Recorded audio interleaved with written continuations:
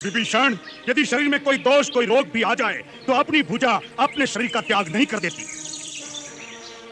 भाई भाई की भुजा होता है। तूने भैया से अलग होकर उनकी एक भुजा काट दी। यदि पराजय हुई तो इसकी पराजय का कारण तू होगा, तू। नहीं, मैं उनकी पराजय की नहीं, उनकी विजय की बात समझा रहा था। मैं उनके सामने सुमति, सन्मार्ग और श्री राम से संधि का प्रस्ताव लेकर आया था। मैं इस समय यह प्रस्ताव आपके सामने भी लेकर आया हूं। भैया, लंका का जो राज्य श्री राम ने मुझे प्रदान किया है, वो राज्य मुझे नहीं चाहिए। वो राज्य मैं आपको समर्पण करता हूं।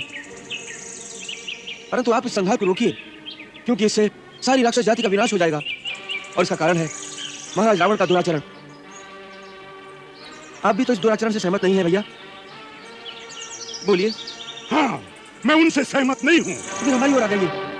दुष्कर्म और दुराचार के लिए अपने बंधु को भी दंड देना अधर्म नहीं है। यदि इस समय आप उनका साथ छोड़ देंगे तो संभव है वो स्वयं ही सीधी राह पर आ जाएं।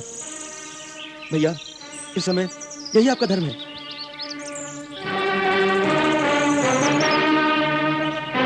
अरे विभीषण, जिसे तू धर्म कह रहा है उससे बड़ा अधर्म और कुछ नहीं हो सकता।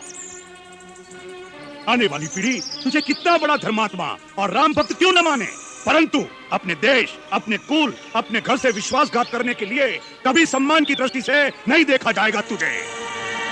अरे जिनसे मित्रता की है उनके आचरण से कुछ शिक्षा ली होती। भाई के लिए भरत के त्याग को देखा होता, भाई के लिए लक्ष्मण की सेवा और समर्पण से शिक्षा लेता तो तू अपने चरित्र पर ऐसा कलंक न लगाता। विभीषण, भरत और लक्ष्मण के चरण चिन्हों पर चलने के लिए श्री राम जैसा आदर्श और मर्यादा पुरुषोत्तम भाई भी होना चाहिए।